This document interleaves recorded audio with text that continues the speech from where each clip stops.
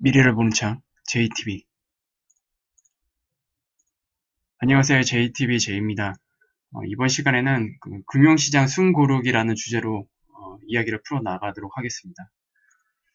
12월 1일 날 이제 기사로 나왔죠. 여러분들도 이제 기사로 보셨을 텐데, 미중 무역 전쟁이 내년 1월 1일부터 격화될 양상으로 이제 전개될 뻔했지만 12월 1일부로 3개월간 휴전에 들어갔다는 소식이 전해졌습니다.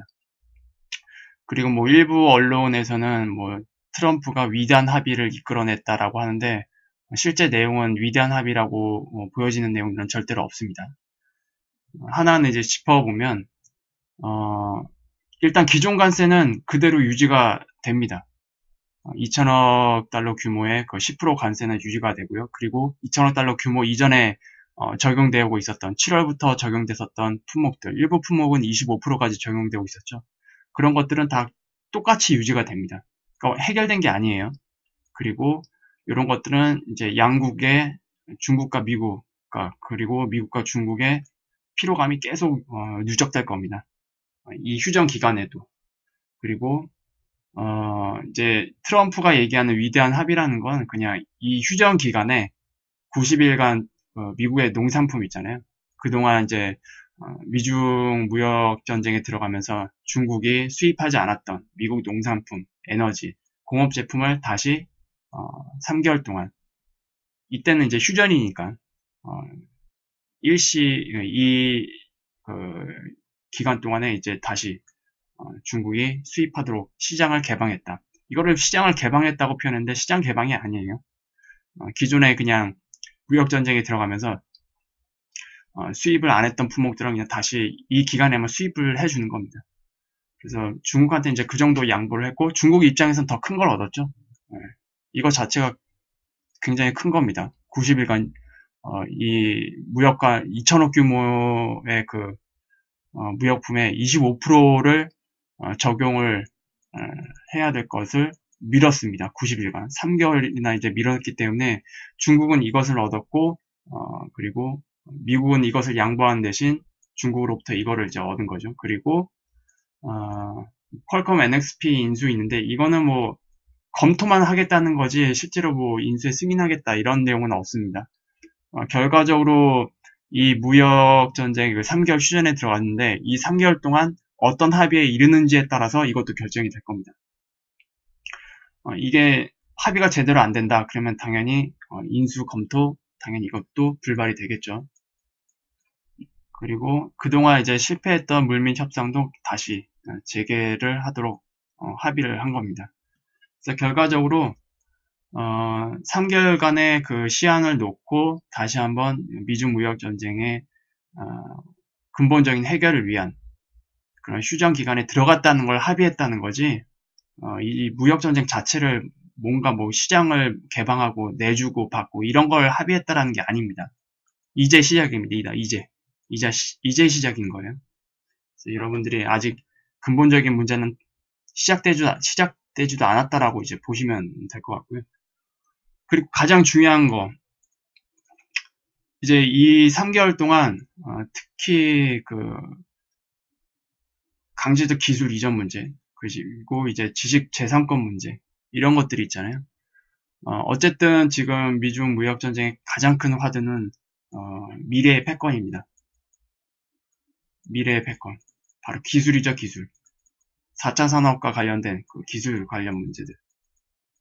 이런 것들을 이제 합의를 해야 되는데 사실상 중국 입장에서 이것을 협상에 이제 응해서 합의를 한다.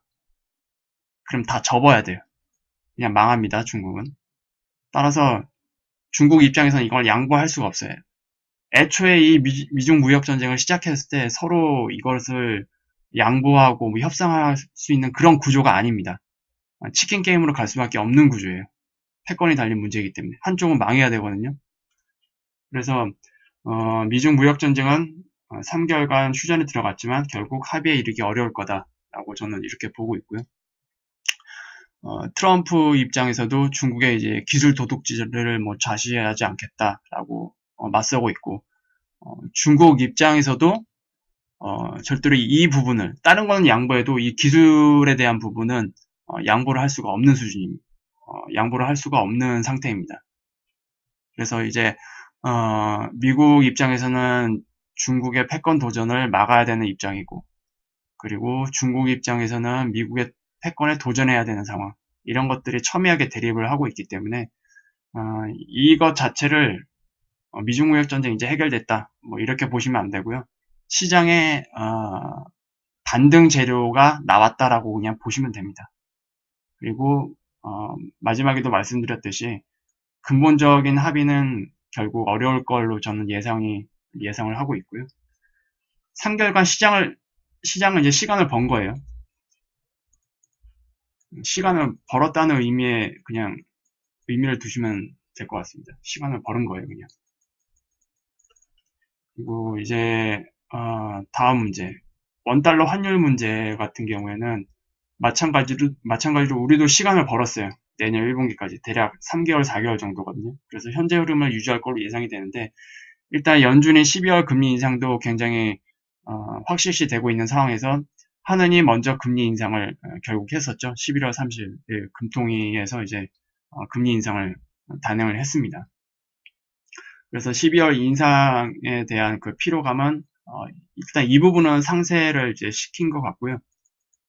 그리고 글로벌 지금은 경제 그 시황 상태도 보면은 다 시간을 버는 방향으로 가고 있잖아요. 연준의 립 서비스도 결국 시간을 번 겁니다. 시간을 벌어준 거고요. 그리고 트럼프의 이런 정책들도 결국 시간을 벌어준 겁니다. 그리고 일단 연준 같은 경우에는 내년에 금리 인상이 원래 3월에 예정되어 있지만 저번에 파월 의장이 얘기했듯이 모든 FOMC에서 인상 가능성을 열어둔 상태이기 때문에 우리는 이제 앞으로 모든 FOMC에서 어떤 문제들이 이제 나오는지, 어떤 이야기들이 나오는지를 매번 주목을 해야 됩니다. 그래서 일단 환율은 차트를 잠깐만 보면서 설명을 해드릴게요. 일단 요거는 저 위에서 내려오는 이제 단기 하락 추세입니다. 여기를 이제 정확히 저항을 맞고 계속 여기 머무르는 모습을 보여주고 있고, 제가 1150원 정도를 완벽히 돌파를 하면 그때부터 환율 문제가 본격적으로 대두가 될 거다라고 제가 말씀을 드렸죠. 그리고 지금 파동 구조로 봐서도 지금 이 작은 구조 안에서 이런 식으로 이제 5개의 파동이 이미 만들어졌거든요. 그래서 1개, 2개, 그리고 3개, 4개, 5개. 그래서 전체 상승에 대한, 이 환율 전체 상승에 대한 조정 파동이 지금 나오고 있습니다. 이게 여기까지 내려올지 아니면 여기까지 내려올지는 모르겠지만 1100원 밑으로는 내려오기 힘들 거예요, 아마. 그리고 대충 이 영역대에서 관리가 되지 않을까. 어쨌든 현재 상황이 해결된 게 하나도 없잖아요. 단순히 시간을 번 거거든요.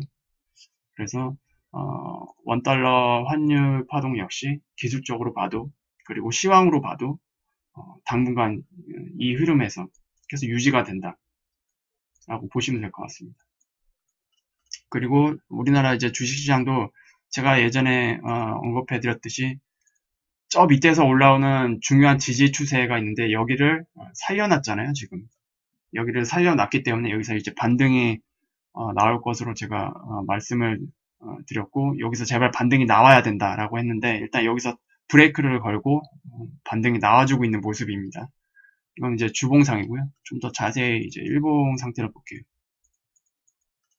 어쨌든 이러한 그 1월부터 거의 뭐 10월 달까지 이 하락 추세가 대충 10개월 정도 긴 시간 동안 만들어진 겁니다. 10개월 정도 이러한 파동이 만들어졌는데 이것에 대한 그 되돌림 파동, 그러니까 즉 반등 파동이겠죠. 여기서 말하는 되돌림 파동은. 되돌림 파동이라고 인정을 해야 되려면 이 하락 추세를 돌파를 시켜야 돼요. 돌파를 시키는 큰 반등이 나와야 그거를 정말로 우리가 얘기하는 반등 장세라고 얘기를 할 수가 있습니다. 지금 상태에서는 이 하락 추세대는 넘지 못하고 있죠. 아직 많이 남았습니다. 이 위의 영역이. 그리고 지금의 반등은 요 하락에 대한 반등이라고 일단 보시면 됩니다. 분봉에서 잠깐만 더 자세히 보도록 할게요. 이제 여기서 이제 시작된 이제 반등이 저번 주에 제가 말씀을 드렸죠. 여기서 이런 조정 파동이 나왔는데 여기서 이렇게 나오면 좋겠다라고 말씀을 드렸어요. 그래서 결국 지금 이 반등이 이렇게 나오고 있습니다. 기술적으로도. 현재 기술적으로 가장 유력하게 보고 있는 1차 반등 타켓은 바로 여기네요. 여기. 이게 거의 1대1이거든요. 1대1 N자 반등 파동이 만들어지는 요 기간, 요 높이가 바로 대충 281, 282, 요 정도까지는 일단 반등이 더 진행되지 않겠나 라고 보시면 되고요. 그리고 그 이유가 문제입니다. 이 반등 파동이라는 건, 그러니까 즉 조정 파동이라는 건 경우의 숫자가 굉장히 많아요.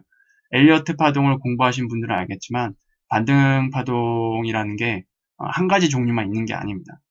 복합 구조로 되어 있는 복합 파동도 있고요. 그리고 단순하게 N자 파동이 나오더라도 이렇게 1대1로 나오는 N자 파동이 있고요.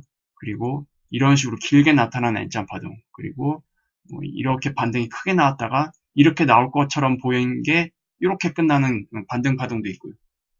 그래서 경우의 숫자가 굉장히 많기 때문에 무조건 맹신하면 안 되고 시장을 대응하는 용도로서 그런 관점으로 파동을 바라봐야 됩니다.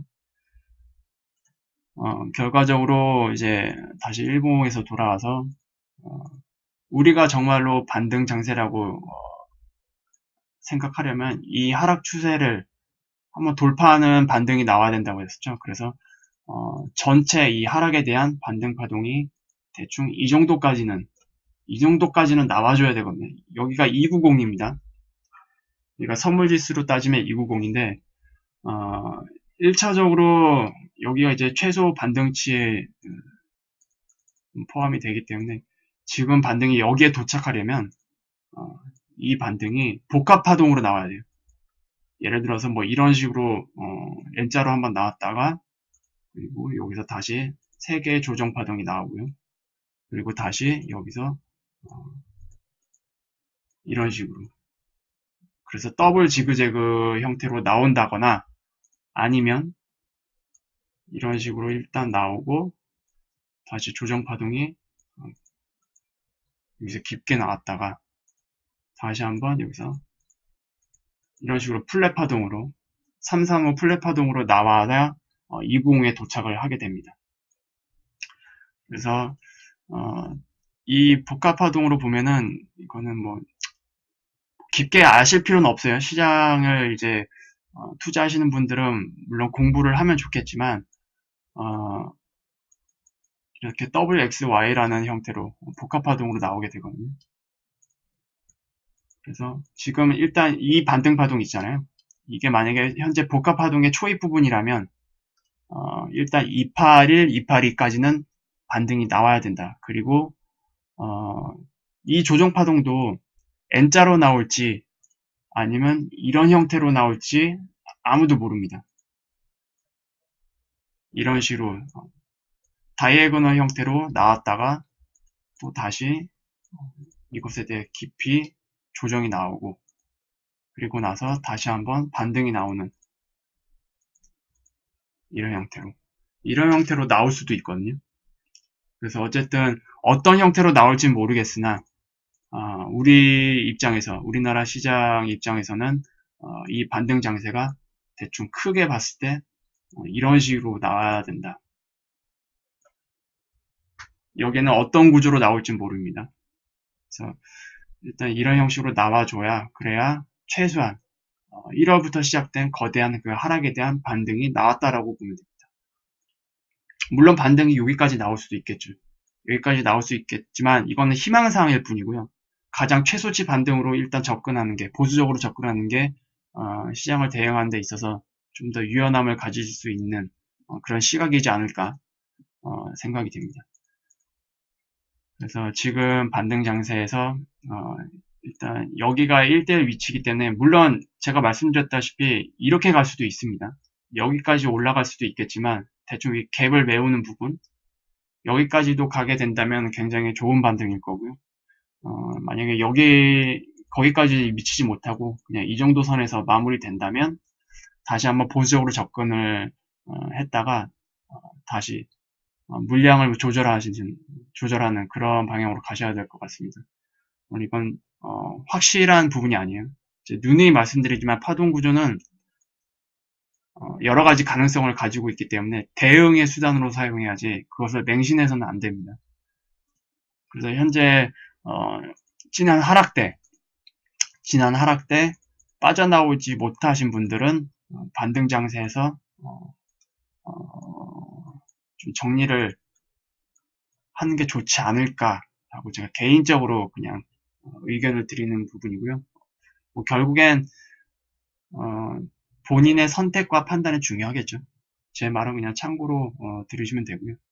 그리고 이러한 흐름은 지금 글로벌 시장에서 3개월간 시장을 벌어놨기 때문에 이러한 분석이 가능해지는 겁니다.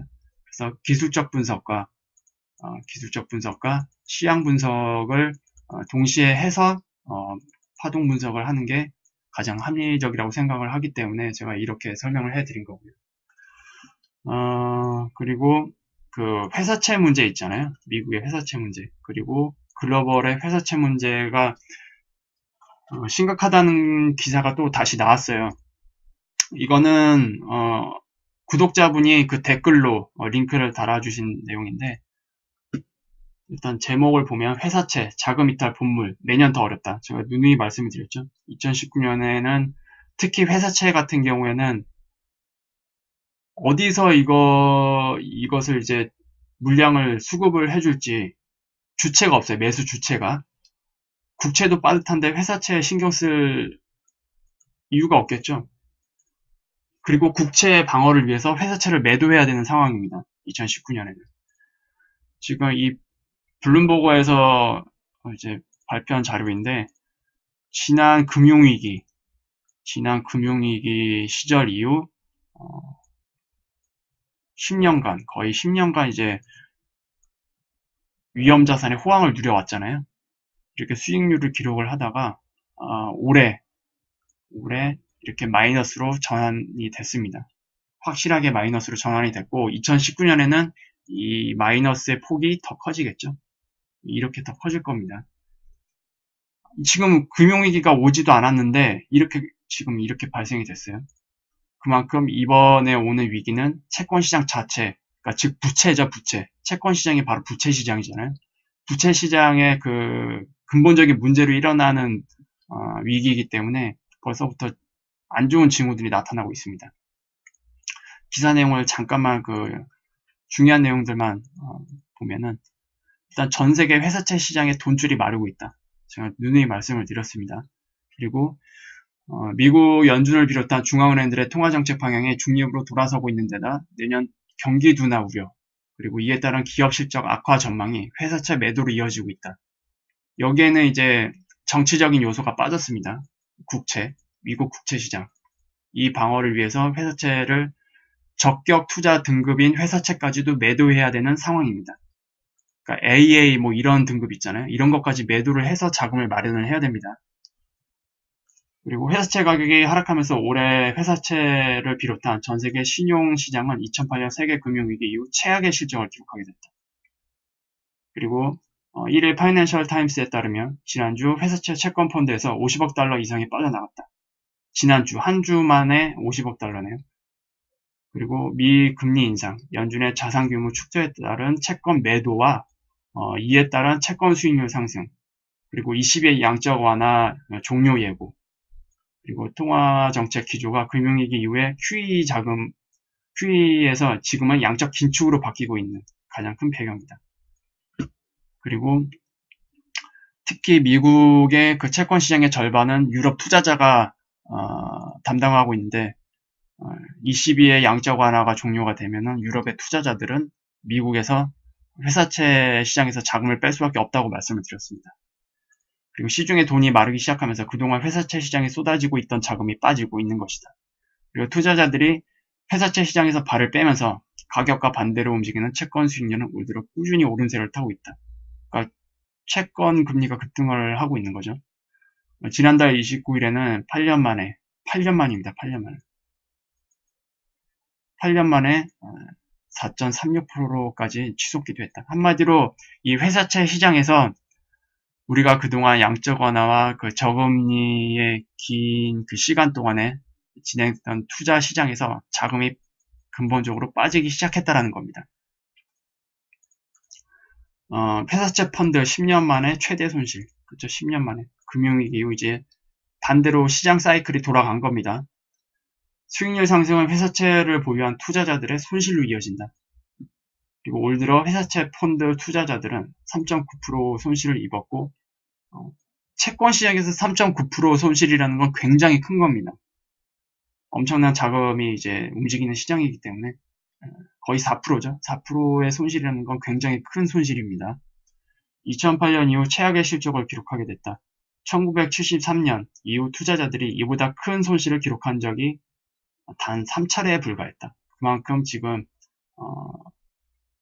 지금의 그 채권 시장의 움직임은 지난 위기에 일어났던 그런 위기들의 그런 위기로 끝나지 않은 문제입니다. 금융위기 이후 싼 자금으로 회사채를 마구잡이로 사들였던 투자자들의 회사채 매도는 광범위하게 진행됩니다. 여기서 핵심 내용이 나오죠. 금융위기 이후 싼 자금, 그리고 싼 자금은 저금리 덕분에 마련할 수 있었습니다. 그리고 마구잡이로 정말 투기 형태로 샀어요. 지난 시간 동안. 가장 큰 타격을 받는 회사채는 위험도가 높은 정크본드이다.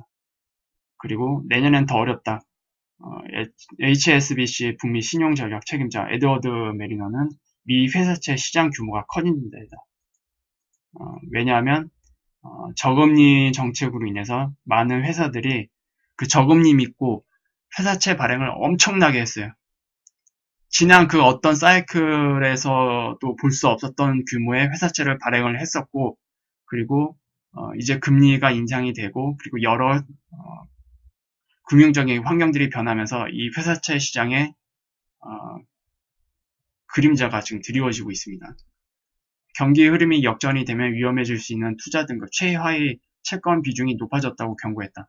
메리넌에 따르면 미국 GDP 대비 회사채 비중은 2008년 금융위기 이후 이전 기록도 갈아치우면서 현재 사상 최대를 기록하고 있다. 그러니까 GDP 대비 회사채가 차지하는 비중이 2008년이 대충 46% 전후였거든요. 이거를 넘어섰어요. GDP라는 것 자체가 지금 계속 올라가고 있잖아요.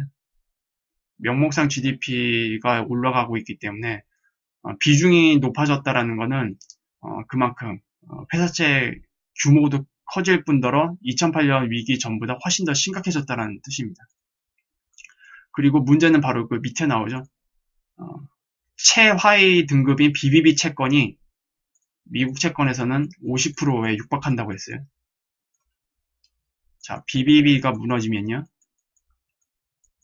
A가 무너집니다. A가 무너지면 AA가 무너집니다. AA가 무너지면 AAA, AAA, 그러니까 최대 등급인 그 회사채도 많은 타격을 받게 됩니다. 이거는 뭐 지난 그 리먼 브라더스 파산 시절에 모기지 채권이 붕괴가 어떤 식으로 되는지 빅쇼트 영화에서 굉장히 자세히 묘사를 해놨어요. 그래서 경제 환경이 부정적으로 바뀌거나 외부 충격이 있을 경우 추가 등급 하락. 그러니까 AA 등급도 A로 떨어지고 A도 BBB로 강등될 수 있다라는 환경이 만들어지는 겁니다. 그래서 이는 심각한 문제가 될 수 있다고 우려했다. 이렇게 회사채 관련 문제도 나왔고요. 그리고 이 회사채 관련 기사는 제가 본 영상 하단에 링크를 달아드릴게요. 그리고 지금 또 중요한 게 12월 6월 7일 6일과 7일 이 양일간에 오펙에서 원유 감산 여부를 결정을 하게 됩니다. 이것도 또 하나의 이슈가 될 수도 있기 때문에 이런 일정이 있다라는 거 여러분들이 체크를 하시면 될 것 같네요. 그래서 전반적으로 현재 금융시장은 대충 내년 1분기까지 결정적인 거는 이제 미중 무역전쟁의 협상 시한이 내년 2월이기 때문에 2월까지겠지만 그 이후에는 이제 3월달에 뭔가 이제 결과가 나올 거 아니에요.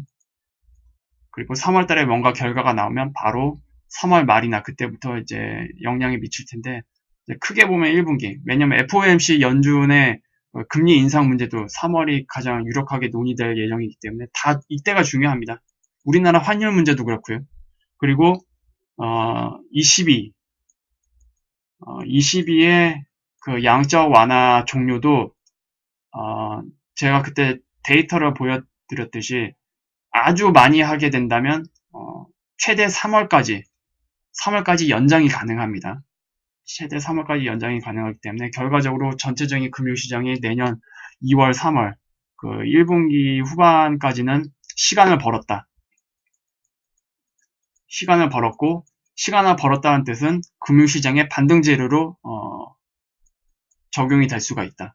하지만 원론적인 문제는 전혀 해결되지 않았다라고 이해를 하시면 됩니다. 그래서 오늘 영상은 이 정도로 마무리하겠고요. 유익한 영상이 되셨다면 구독, 알람, 좋아요 부탁드립니다. 다음 영상에서 다시 찾아뵙도록 하겠습니다. 감사합니다.